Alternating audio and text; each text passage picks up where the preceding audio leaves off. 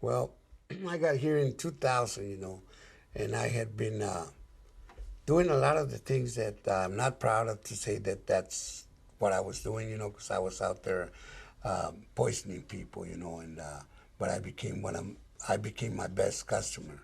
I locked myself into a garage and did drugs and alcohol uh, from the morning till every day, every night, every day, every night until I became sick and sick and tired of being sick and tired.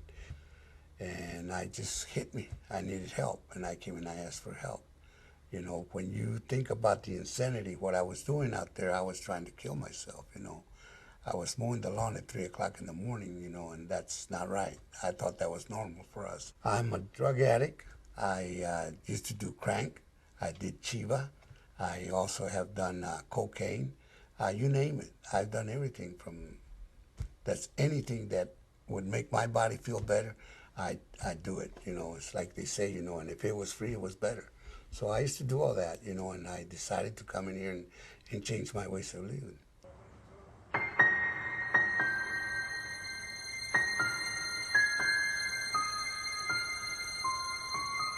I got a DUI with the drug possession. I was looking at 3.5 years in prison and on the verge of losing my family. And, they want us to stay clean. I knew recovery was the way, and so I came here.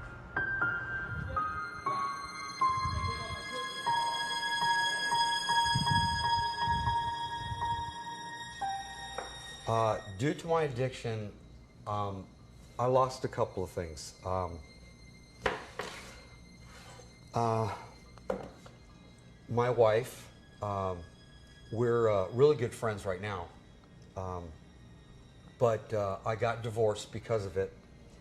The trust of my son, even though my son will probably love me no matter what I've done in my lifetime, but holding dear to me is someone that I fell in love with. I thought for sure that this girl was the one, and because I made the decision to use drugs and broke her trust and broke her respect and used in her house that she couldn't have a boyfriend that used drugs, and she broke up with me. And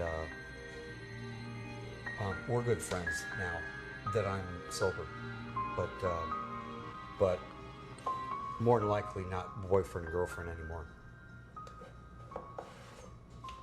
Everyone deserves a second chance. The opportunities that the residents have here is to make good on promises made maybe many times over and over, that the opportunity to be able to straighten out their life via the legal, medical, social aspects of it is a turnkey project that the men have.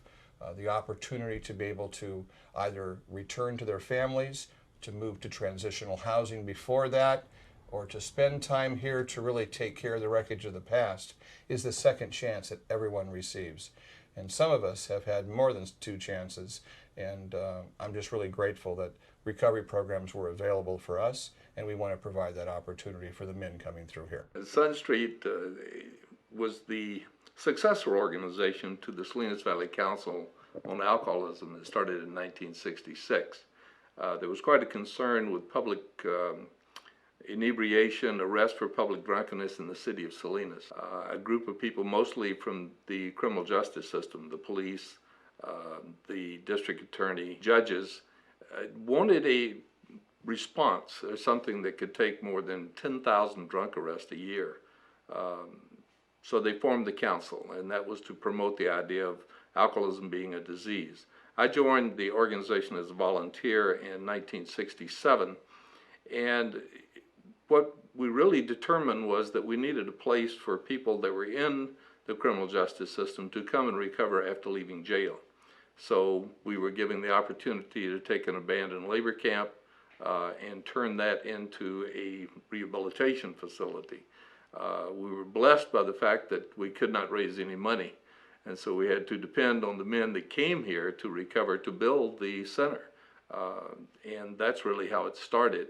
It grew organically as a program that depended heavily on the people's desire to recover and on the goodwill of the community to support that, to support the people that built the center. So it came from that design. Martin Dodd and Nancy Dodd founded Sun Street Center back in 1967-68 to convert an old vandalized, dilapidated labor camp to what is now classified as almost a resort.